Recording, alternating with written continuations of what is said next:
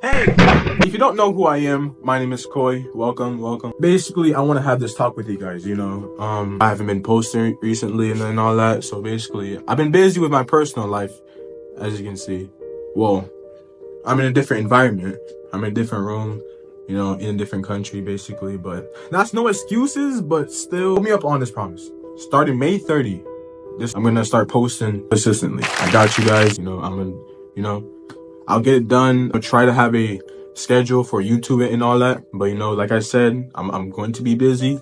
That's really it. And second thing, what I want to do starting today, I want to start a series. I want to start a series. SVR. Now, I know. Spooky video reactions. Spooky video reactions, SVR. Basically, that's what I want. And to start that from today. Right now, that's what we're about to get into. So, let's do it. So, the first video we're starting out with is called The Most Terrifying FNAF Video You've Never Seen.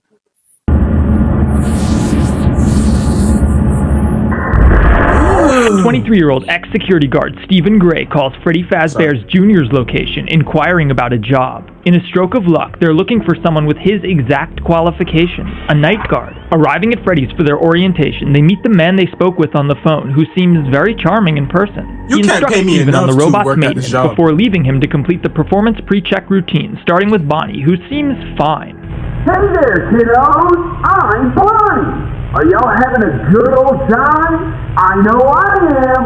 The way they move so stiff. Would you kids like to hear a joke? No. Why couldn't the pony sing a lullaby? She was a little horse.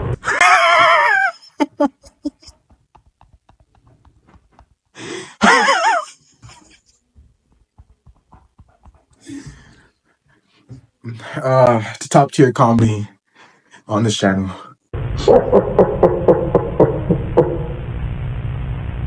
Okay, so Bonnie and Freddy are horrifying, but they at least appear to be operating normally. However, when Steven goes to test Chica... Let's test. Let's see if you get pizza on your plate. When you want to waste any delicious pizza... They're already messing up. Chica's servos experience a motor jam, which Steven needs to get up close and personal in order to clear. Something stuck right there. No, I'm not doing any of this. See this right now? Look at that! Now, this thing is really stuck. Yo, why is he looking at him like that? The FNAF VHS genre has become incredibly popular in the last couple of years. You had no business doing that, bro. That was way too much. Chill. Introduced by Squimpus McGrimpus's now legendary tapes, these videos blend found footage analog horror tropes popularized by series such as Local 58, Marble Hornets, and Gemini Home Entertainment with the popular Five Nights at Freddy's franchise. In the wake of Squimpus' series, many others began to experiment with the genre, leading to massively popular entries like The Walton Files, Baddington's FNAF VHS tapes, and even contemporary non-FNAF analog horror series like the Mandela Catalog. 2 years ago, Reach Animation started their own FNAF VHS series. The first episode showcased Funtime Freddy, and it looks like it was more of an animation test than anything else, but the second episode got a lot more interesting. It's a Chica maintenance video that's heavily inspired by the first episode of Squimpus' OG series. Next, they'd release Home Security Footage.mp4, a Joy of Creation themed VHS tape with an absolute gut punch of a withered Bonnie jump scare.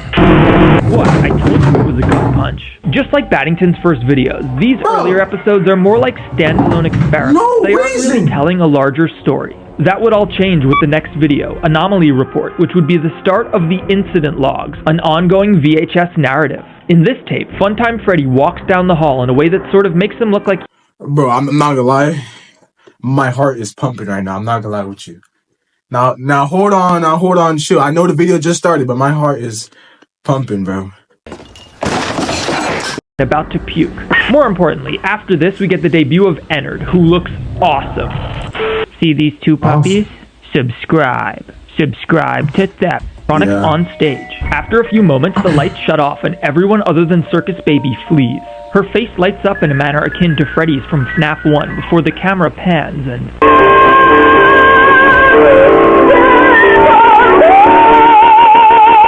Okay, we get it!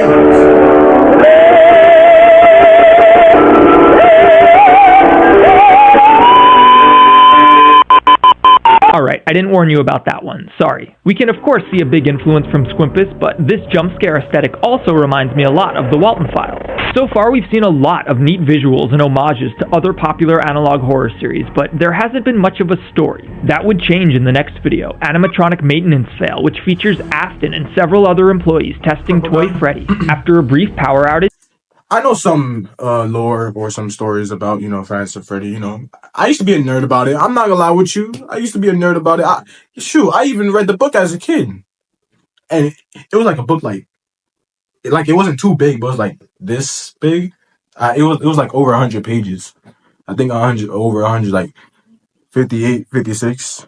the animatronic disappears, causing Afton to demand that everyone flee the room. Every page. Gone. What? It's gone. The animatronic isn't there. We need to leave. Why? We need to go. Everyone out. Returning by himself, he finds Ennard's head poking out of a box and remarks, Performing as expected. Security Compromise introduces the series' exposition format, which is very akin to that of FNAF VHS or the early Mandela catalog episodes. These are effectively audio dramas with a static...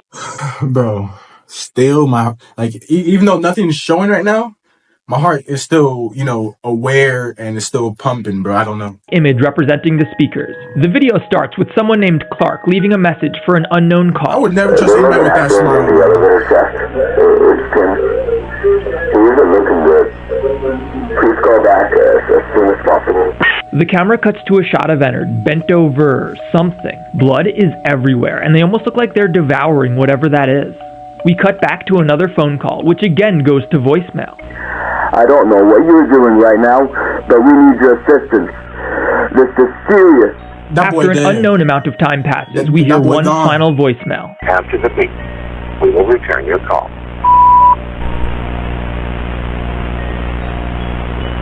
He's dead. Well, I told you that boy gone.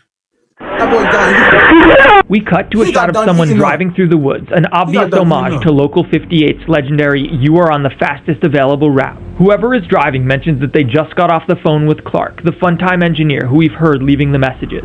Clark claims that Tim was mauled by a fan. The Funtime... Would you ever trust anybody with that smile? Would you ever trust anybody with that smile? Are you hiring this guy?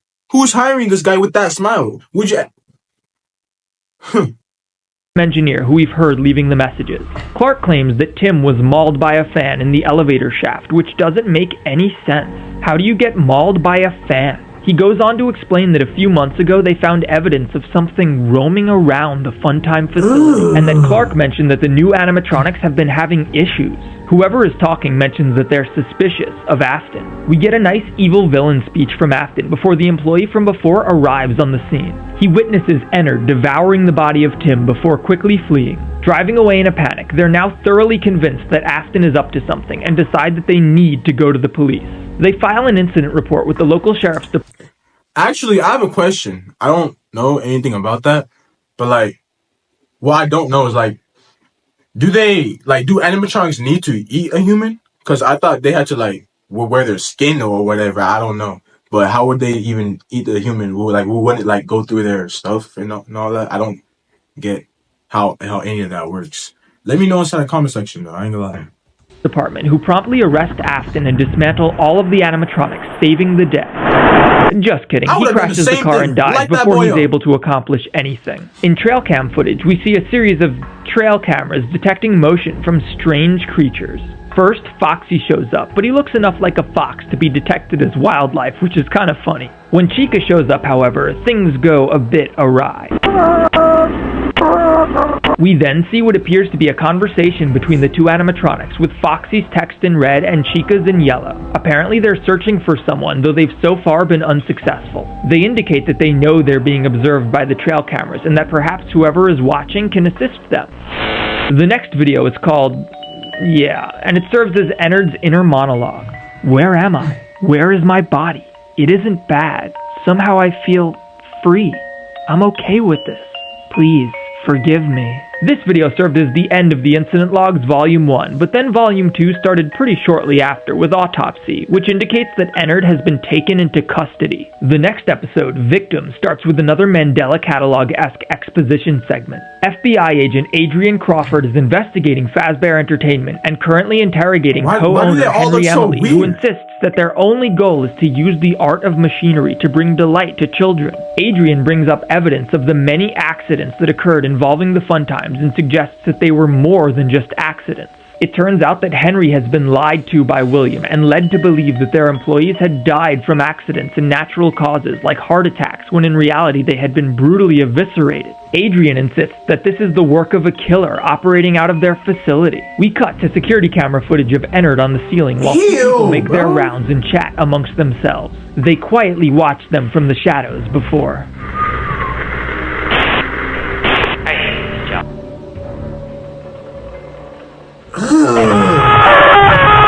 We cut to a conversation between William Afton and two law enforcement or military agents or something. They too suspect that Afton is lying about the elevator shaft. This entire video. We then cut to Circus Baby, who whispers, "You are almost there. You have him on the end of a thread. Don't allow him to be free. He will pay for his doings. Just don't let him get away. Not again." We cut back to the earlier clip of the employee fleeing from the facility the night of the elevator incident. It turns out Ennard followed behind. How fast do you have to be to catch up to a vehicle? Like, how is he catching up to him? Like, how does he know where to go? I'm confused. Cause obviously he's not going that fast.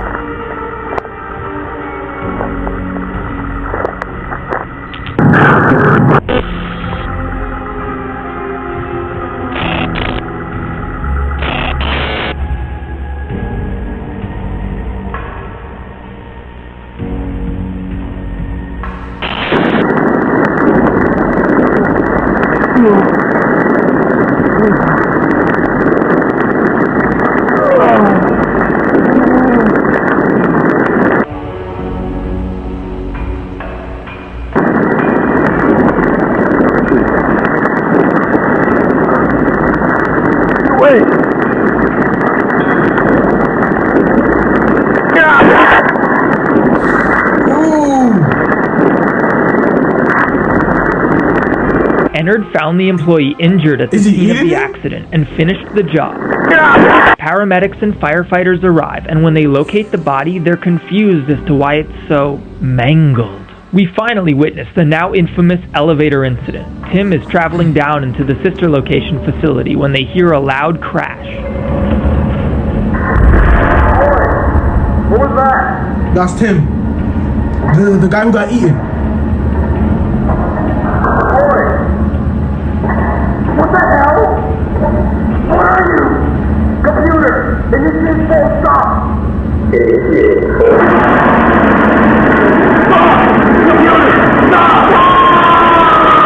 Baby has apparently just shown Henry this same footage we've just seen and begs him to confront Afton for his crimes and put a stop to this. Things come to a climax in the series' penultimate episode, Perspective, in which we witness a well-equipped SWAT team attempt to decommission the Funtime animatronics. The episode begins with the same FBI agent who interviewed Henry earlier, explaining that Afton has since been charged with 4 counts of murder. Presumably, Henry went to Adrian with the video of the elevator incident, leading to his arrest. With that taken care of, all that's left to do is decommission the dangerous animatronics, which the authorities believe are simply crude robots programmed to kill. This is also perhaps the incident report's biggest weakness. There's a lot of exposition. The SWAT team closes in on the Funtime facility. They search the area and deploy a remote-controlled rover into the vents, which obtains visual on Ennard, or the anomaly. As they close in on Ennard, they breach the room that they believe him to be in. They don't see anything in there, but they hear footsteps from outside. Funtime Foxy approaches, leading to what is perhaps my favorite moment in any FNAF VHS series ever. Step forward! Firing position!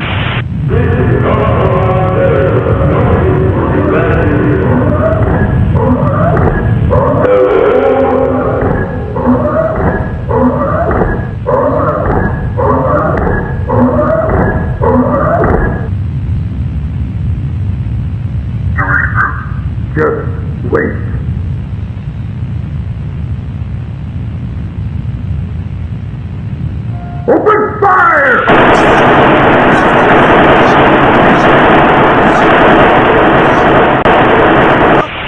Did we get him? Yeah, dude, you just shot him like 1,000 times. Of course you got him. One of the soldiers goes to check on Foxy and deactivates him, giving the all clear.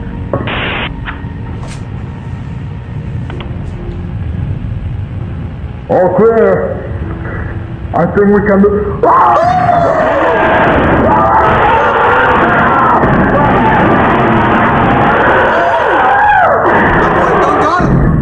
You done got him. What's outside that door? With Ennard just outside the door, they deploy a flash grenade and attempt to bring him down. It doesn't go very well. Ready up! Deploying flash!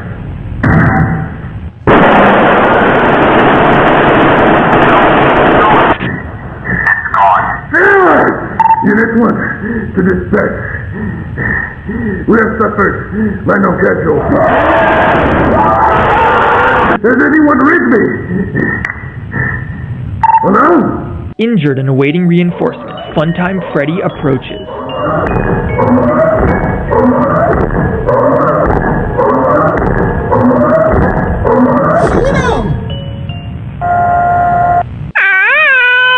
And then he very stylishly dips out of there.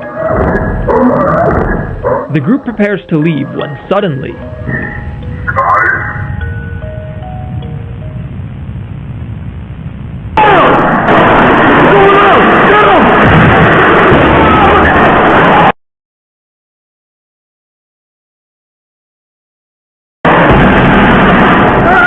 We see the final images captured by each of the soldiers' cameras. Ennard has killed them all. The remaining agents posted outside are told that everyone inside has been killed in action and that they are to seal the gates to the facility. They do so, but...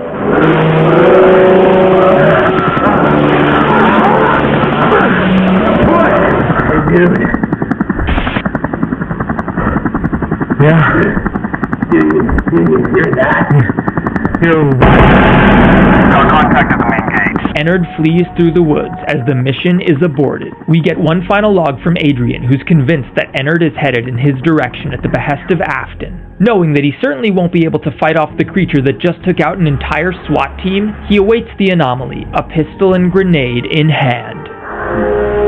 Right on time.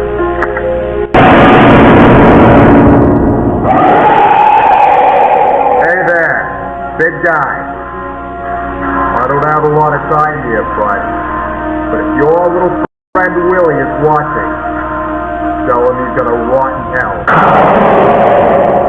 He's gonna get what he deserves. Also, maybe tell him to make his robots a little smarter.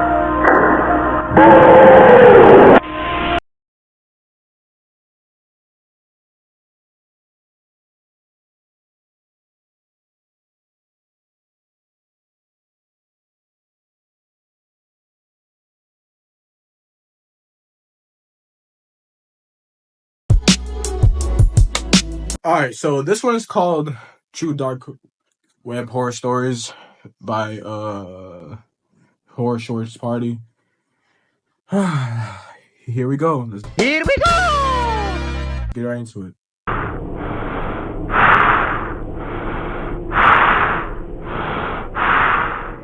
Dang, back away from the mic. This is a story that took place back when I was living with my ex-girlfriend Jasmine. Okay. I had recently moved from my parents' house and into an apartment complex where it was surprisingly quieter compared to the suburban area I was used to. Be like that?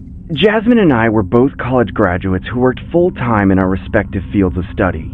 I was in the construction business as I was always a blue-collar kind of guy who enjoyed hands-on work revolving around the trades industry. Jasmine was a financial advisor, so she usually got to work from home while I had the usual 9-to-5 that I'd become accustomed to for the latter part of my life. On my off time, I would usually hang out with Jasmine at our local park or simply kick back and binge watch several shows on Netflix till I had completely passed out. Going to our local park around the evening time became a daily occurrence of ours, as rowing back and forth on the swings was Jasmine's way of de-stressing just before the very next day at work. This became a daily routine since moving into the new neighborhood. That's the Grinch? Just so we could feel more comfortable within our new whereabouts. Well, at least with the exception of Saturday nights, when I usually video called 3 close friends of mine from where I originally resided. Their names were Joe, Max, and Steve. This was a way I could stay connected with my friends, as I didn't want to tarnish my friendships with them, nor did I want to be known as the odd friend who cuts people off because he was quote-unquote whipped. Hey Rick, how's your stay over there? Zooming on Joe.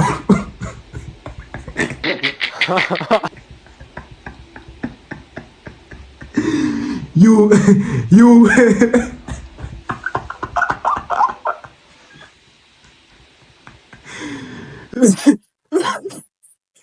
and the other one, bro. Why is chin so long, bro? My bad. Must be good getting some action without your parents in the next room, huh? No comment. What the? Hey boys, we gonna keep talking about Ricky's love life, or we gonna get this party started? Cheers to that, Stevie boy. Dang, what's the rush? We have all night, dude. Alright, who wants to go first? This was how me and my friends socially interacted with one another. We shared our personal scary stories and videos from around the internet that would be categorized within the horror genre. My friends and I have been horror addicts since childhood, so geeking over anything horror related was equivalent to our summer camp days back when we were still in elementary school. I didn't want to abruptly end the so-called tradition we had established despite living miles away from them, so I would make sure I video called them every so often. I recall dozing off from the lackluster stories being shared by my 2 friends Joe and Max, until it was Steve's turn to share his story. You guys ever been on the dark web? No, not me. Not me. Dude, don't tell me you actually went on it. I personally didn't, but my younger brother did. He recently showed me this weird snuff film the other day that I thought you guys might like. I personally felt intrigued by the idea, as I didn't know or see much content regarding the dark web. All I knew was that it was a hidden browser that sold illegal products you would find on the street, except everything was online, or at least on the dark side of the internet. That's when Steve extemporaneously invites his younger brother in his room and introduces him. Hey boys, say hi to my brother Eric. What up, dude? What's up, Eric? You guys want to see something cool? Hell yeah. Sure, dude. This better be good, or else I want 5 minutes of my life back.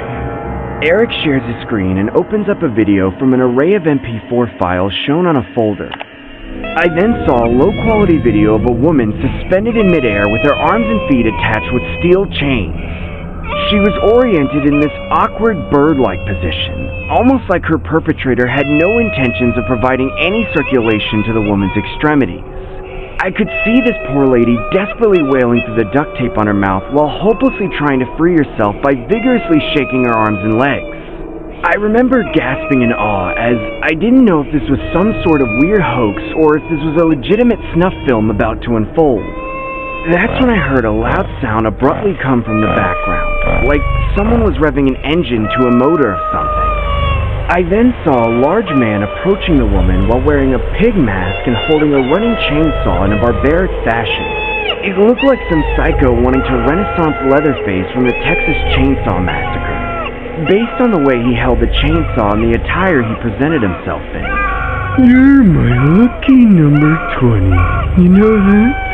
I never thought I'd reach this milestone, you know? All that hard labor, just to get to you. Do you even know what you put me through? Huh? Tell the people watching at home how much you appreciate my hard work. Say it! That's what I thought. You're going to be the best doll I've ever had. You complete me. Rick, what the hell is going on? What are you watching? Jasmine, get out! I don't want you seeing this! That's when the pig man began to pierce the chainsaw into the woman's arms and legs as each limb dropped from her torso and was left dangling from each chain. I would have stopped watching it, bro. I ain't gonna lie. What kind of sick person would do this to someone? I remember feeling the sensation of a trickle of blood running down my nostrils as I see my friends visibly shaken up by the footage. The woman had all 4 of her limbs dissected by the chainsaw as she eventually collapsed on the floor and began having a seizure. I abruptly end the video call. I couldn't watch that anymore. I decided to message my friends through a group chat saying that I was throwing in the towel and heading to bed. Trying to comprehend what had just occurred was almost impossible. I couldn't help but tremble in the same spot for about several minutes. I eventually end up crawling into bed and laying next to Jasmine while trying to force myself to sleep and not think about what transpired on that video chat. This is when the story gets more disturbing. Fast forward about 2 years. My life has taken a drastic turn for the worst. My girlfriend and I mutually agreed to separate while my dad passed away at the age of 45 due to heart failure, leaving my mother and 3 children, including myself, alone. I never felt so depressed in my life. I would sometimes spontaneously cry at work while trying to hide my emotions from the other employees. It honestly felt like the days were getting longer and my weekends were getting shorter as time went on. I couldn't help but think that that video was some kind of curse. I remember being at the stage where I had completely isolated myself from everyone around me, including my close relatives. I eventually developed an obsession over the dark web. What for? Because you're depressed? So, okay, so you guys telling me you're gonna go on a dark web because you're sad? Because you're sad you're about to go on a dark web? Is that what you guys doing nowadays? Because you get sad you're going on a dark web? And installed a Tor browser on my laptop. I wanted to climb further down the rabbit hole. I wanted to see if I could discover anything related to the pigman or the woman he had mutilated that night. I recall surfing the Hidden Wiki, only to come across a few links. Michael Jackson's Breath in a Jar for Sale. Selling various weapons, illegal services, and narcotics. I obviously wasn't interested in such things, so I began browsing some more. After 2 hours of intense searching, I found similar style images of females having their extremities amputated and then being sold as so-called dolls. I then came across an MP4 file on the homepage of one of the links on the Hidden Wiki. I pressed play and saw a video of a woman swinging back and forth on a swing with a paper mask on her face. This honestly looked like the same setting as the previous video. I then saw the same large man approach her as he kicked the poor lady off of the swing and began yelling, "Bark for me! Now walk, doll!" That's when the amputated woman began walking on all 4s as if she was a stray dog or something. As the pig man got closer to the camera, I could see he was wearing what looked like the skin face of an actual human. What makes the story more disturbing was how similar the skin mask looked in comparison to Jasmine's face. From the identical freckles to the skin complexion to the swing, all the pieces were starting to add up as I genuinely believed this woman could potentially be my ex-girlfriend Jasmine. I then Googled Jasmine's name, only to find her in a missing persons report. Wow. Several months later, my speculation would finally come to a halting stop as Jasmine's body was found in a black garbage bag, located in a dumpster outside a meat market. At the time that this occurred, Jasmine was found unresponsive and in critical condition. She was eventually taken to the hospital and miraculously survived her injury. Somebody probably found her. About a year or two after her recovery, she was given a formal unpublished interview, but it was reported that she had suffered from severe Stockholm Syndrome. This is what it looked like. Today is currently Wednesday the 21st. The time is approximately 3 p.m. Not gonna lie, bro. If I ever looked like that, arms amputated, legs gone, face gone, it's basically showing my skull. Hair strands, looking like worms dangling from my head. Kill me at that point, because I'm not. No! Look at her! She could bear, bro. Look how small she is. Even the wheelchair is bigger than her. Come on, bro. Don't, no. Am my teeth showing right here? My eyeballs going this way, one's going that. No. No nose? No. p.m. in the afternoon. No. We are here with Jasmine, who will briefly answer questions based on her current health and share her story. Now, Jasmine, if you feel uncomfortable at all during the interview, feel free to let us know and we'll take a break, okay? I want to return home to Master's Swing, where the world is divine and the dolls are beautiful. So, first and foremost, how is your health today? The freak? I want to return home to Master's Swing, where the You said world that is already. divine and the dolls are beautiful. Jasmine, how would you describe your experience while being held in captivity?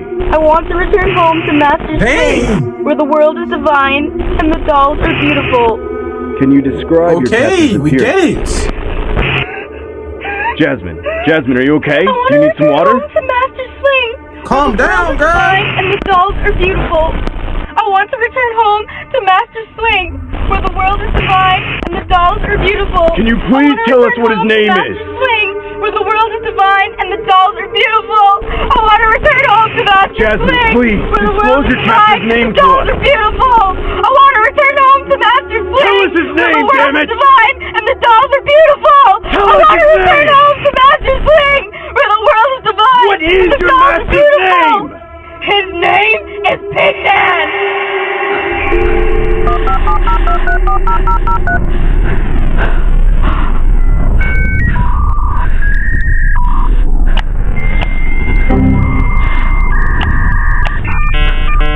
Too late for you, buddy. Too late for you, buddy. Too late for you, buddy.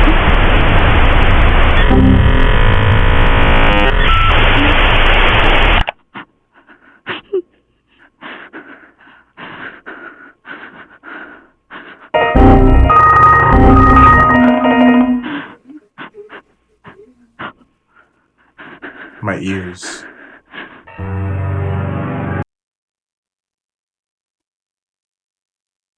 Wow.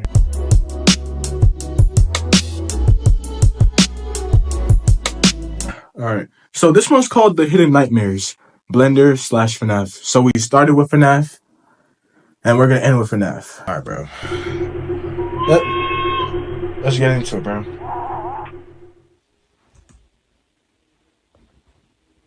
Okay, that was weird. I don't know why I did that. And now, a reflection of past mistakes.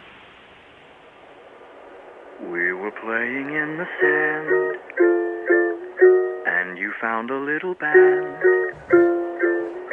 You told me you fell in love with it, hadn't gone as I planned. When you had to be, The freak? said you'd never love a. We were just starting out good, bro. What you doing? I wondered if I could hold it and fall in love with it too. You told me to buy a pony, but all I wanted. Chill out! What the heck? Bro, chill. Ugh! Ew! What am I watching?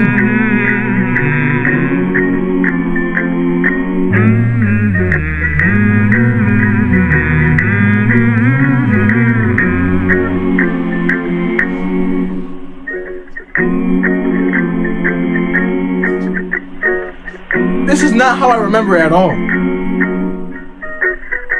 Why do they all look like this?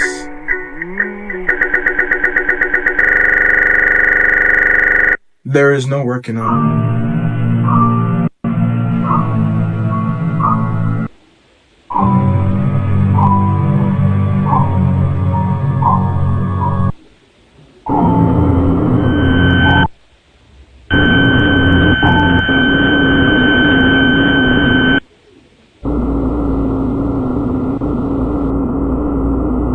Oh, heck nah.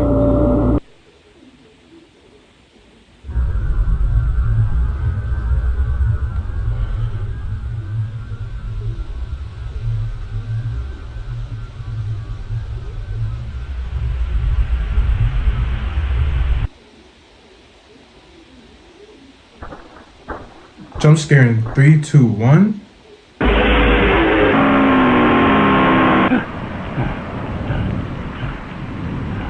Purple guy?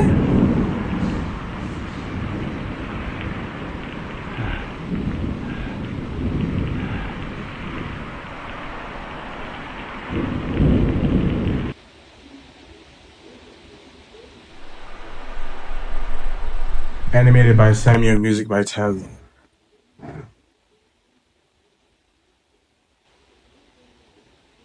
The freak did I just watch? Alright, so guys, but that's gonna be all for this episode of SVR. Episode 1, you know? Got through it. The first one still scared me. I'm still a bit shivered, you know? Still flustered about it. But we got through it. But I don't know, bro. But it's time to end this video. Cause what the heck was that? What the freak was that, bro? Alright, subscribe. I'm still a bit flushed. I don't know. I'm sorry. Bear with me right now. Oh my god. Subscribe, hit that like button. Until next time, my brothers and sisters. Keep a smile on your face. Stay blessed.